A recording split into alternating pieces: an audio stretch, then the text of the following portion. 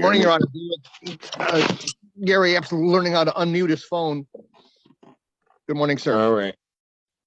Okay. Where are we on this case? My understanding is the property wasn't. That's correct, sir. And I had the lady from the Pittsfield right here, the Lisa Schmerich, draft a letter which I forwarded over to your clerk, confirming that the property was never properly registered nor certified to be a rental.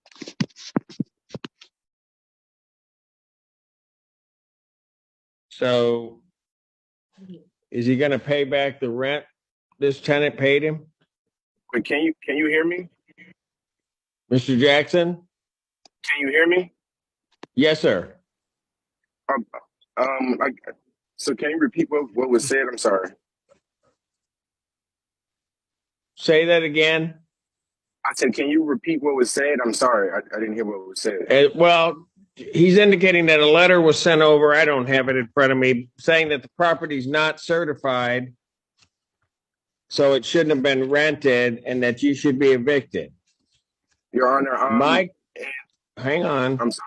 My response to that is the rent that you paid going to be paid back to you? You're asking me, sir, not the tenant. I'm asking you. Yes, sir. Okay. Well, I did get a copy of what purported to be the lease. It started on October 15th, a year ago. And that was the lease that the defendant referred to, thinking he had a lease for at least through October of this year. At the last hearing, he said he hasn't paid rent since November. So I don't know what he's paid. I don't have a copy of his accounting, but there's no counterclaim requesting any payments. He certainly could bring that if he thinks he's owed some money back for the time that he did pay when it wasn't certified. So you're asking me, hang on a second. You're asking me to, in effect, give a statutory remedy with some equitable claim that, well, we didn't get it certified, so he's in there. So now we get to terminate his tenancy after taking his money when you shouldn't have been taking his money. Really?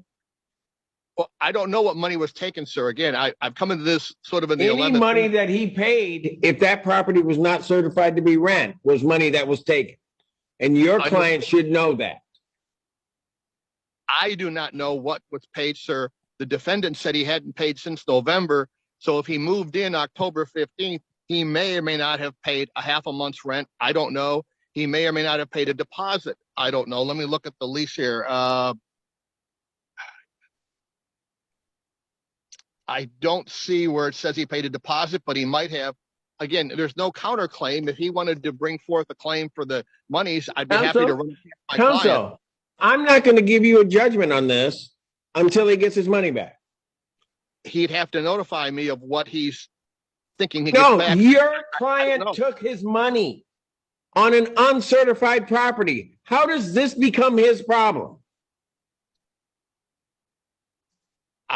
Well, if you request, okay, sir, having listened for a while here, you want to adjourn it out a week? I'll figure out how much money was received from the defendant. August 4th, 2023. 10 a.m. 10 a.m. Thank you.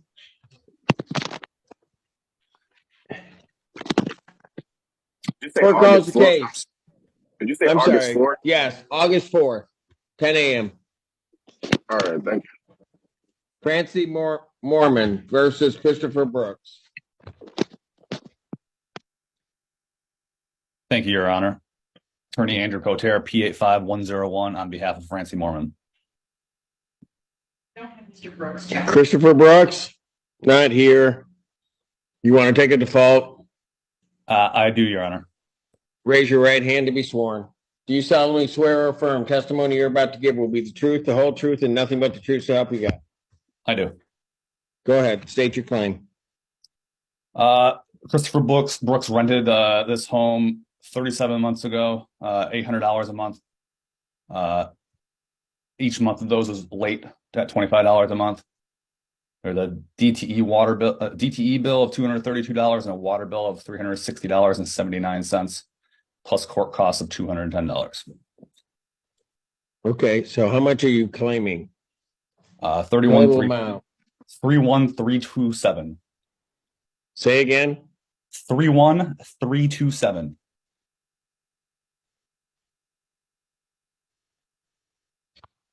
Judgment to the plaintiff. That's by default for possession only. No money judgment can issue in that amount because of jurisdictional limits. Is there any way we can have the money claim removed to circuit court? You'd have to file the petition to remove it. At this time, here's what I'll do, counsel. I'll grant you the judgment for possession, reserve the money issue. You do what you need to do to get it before the court. Okay. So I'll file. Do I need to file that with your court or the circuit court? I think you're going to need to file it here because it would have to go up there, but you figure that out. Okay. Thank you, sir. I'll issue the possession judgment, writ to issue 10 days. Thank you. And do you want me to submit the judgment to you for signing? You have to submit it to our clerk's office. Okay, I will do that. Thank you. Thank you. Rose Community Management versus Kenneth Harrison. Good morning, Judge Mark Wasbury on behalf of plaintiff. James so glad Fink, to thankfully see you. representing the defendant this morning, Your Honor. Oh boy, here we go. These two. All right. What? Okay, I'll just ask, where are we on this, folks? Your Honor, Mr. Harrison is almost out. He has been in and out of the VA hospital essentially since we entered into the consent order. He needs about one more week. And part of the delay is he had asked to reserve the loading dock so he could just take his stuff right out, was unable to do that, but he's arranging for some help to get out, and he's here and he can answer for himself, but I think he needs about this weekend starting today and the weekend after, and he'll be gone. Mr. Wasbury. Well, so he needs a whole nother week is what you're asking. Your Honor, if the plaintiff was willing to provide some labor, it would certainly assist him in getting out. And yes, I'm trying to make sure that I don't make a promise that he can't keep. And I'll also point out, Your Honor, he's been paying into escrow faithfully. Yes, he has. Well, I don't. And what was there something else you wanted me to contact her about? Because can you mute him? Okay. Well, Judge, Mr. Fink and I have been working well on this matter. I would ask for a writ to enter, but it can't be executed until August 7, which gives him the 2 weekends he's asking for. Mr. Fink? Your Honor, given the fact that the delay has mostly been due to Mr. Harrison's hospitalization, I'd rather not see a judgment entered.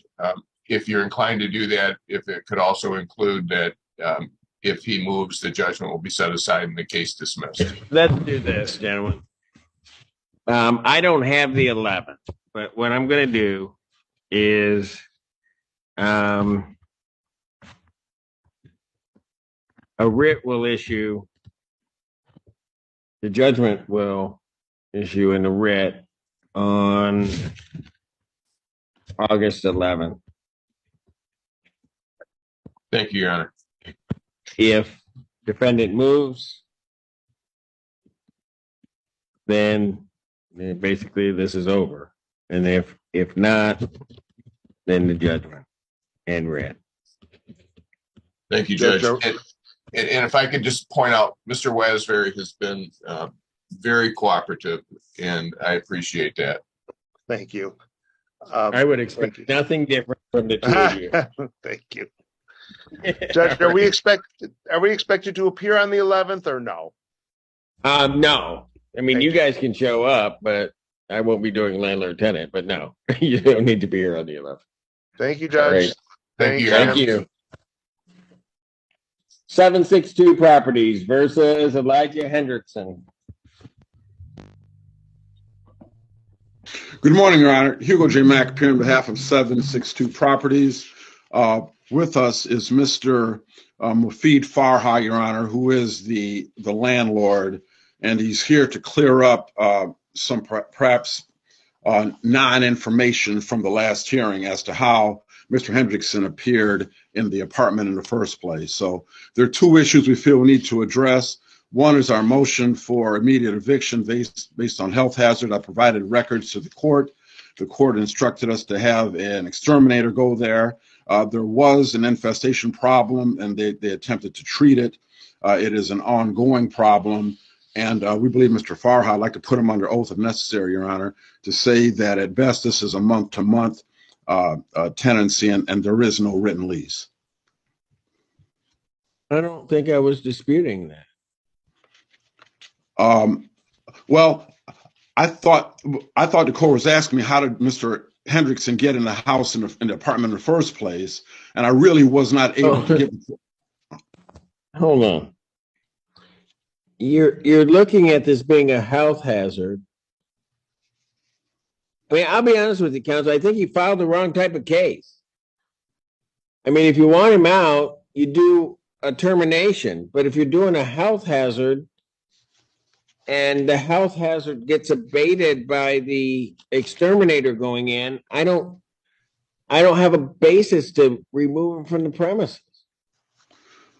Well, Your Honor, I understand what the court is saying. Our position is that the health hazard still is continuing in the home. But Your Honor, even if, assuming everything is exactly as you said, and I'm certainly not disputing you, then I don't know why we cannot have a request in order for this gentleman to move out within 30 days. I mean, Mr. Farha is here ready to testify as to the circumstances, Judge.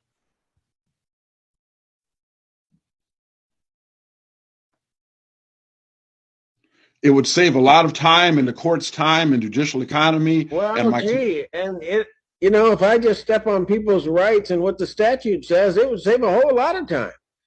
I mean, I mean, if it's a health hazard and it's corrected, you don't evict people. That's not how it works, Mr. Mack. I mean, I get where you may want to be, but that's not what this case is. Your Honor, if you allow me, can I make a statement? Go ahead.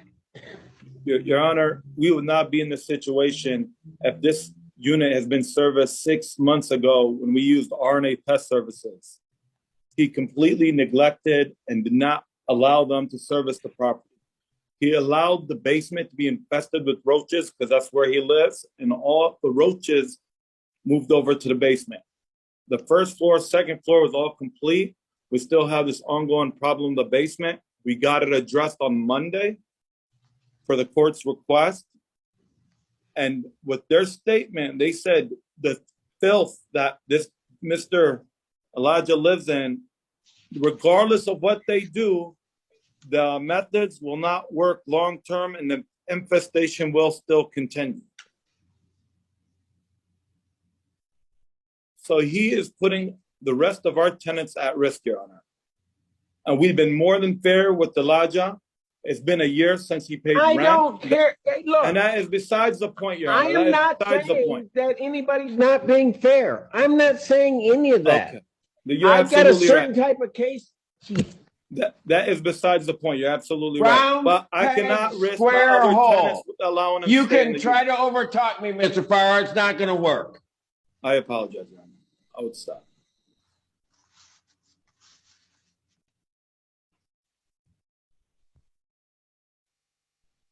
Where in the document provided to me does it say anything about what anybody is saying on this? Well, Your Honor, I provided the court with the Orkin extermination attempt. I sent that to the court. I asked that your staff put that in the file. I have it. Tell me where it says what was just represented to me.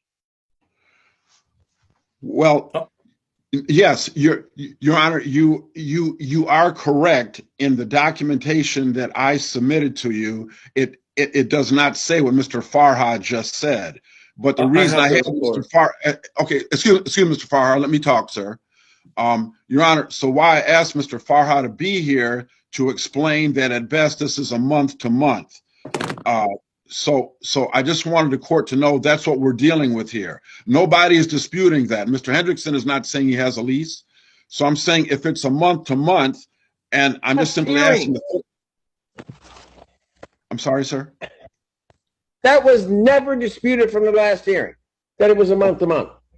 You kept wanting me to evict him based upon that, and I'm telling you that's not the case I have in front of me. Okay. So, Your Honor, is the court saying we need to refile on the basis You asked of? me that the last time. I can't tell you to do that. You can either proceed based upon what Mr. Farhar is saying. I'll set it for trial, but I don't have anything in here that says what Mr. Farhar is indicating, and I don't. Okay. Okay. And it's All not right. a termination case. If you want a termination case, file a termination case. Okay. I don't have a problem ruling on that. All right. All right. All right, Judge. I understand the court's ruling on this matter, and apparently we'll have to file a termination case to be sure everything is to the court's satisfaction, Your Honor.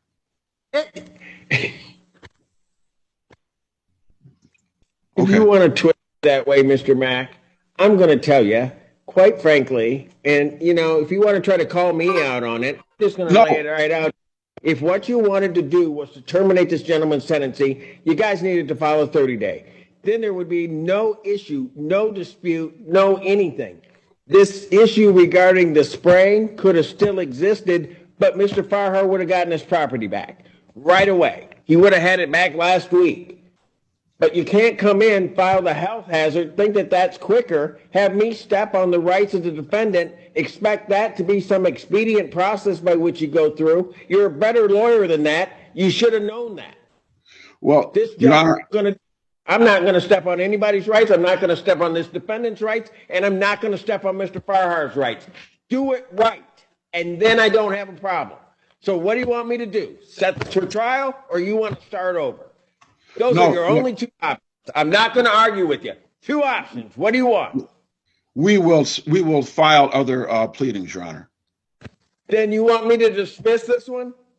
Yes, Your Honor. Case dismissed. Jeez. Thank you, Your Honor. Thank you, Your Honor. Just do it right. Court calls the case, People versus Lawrence.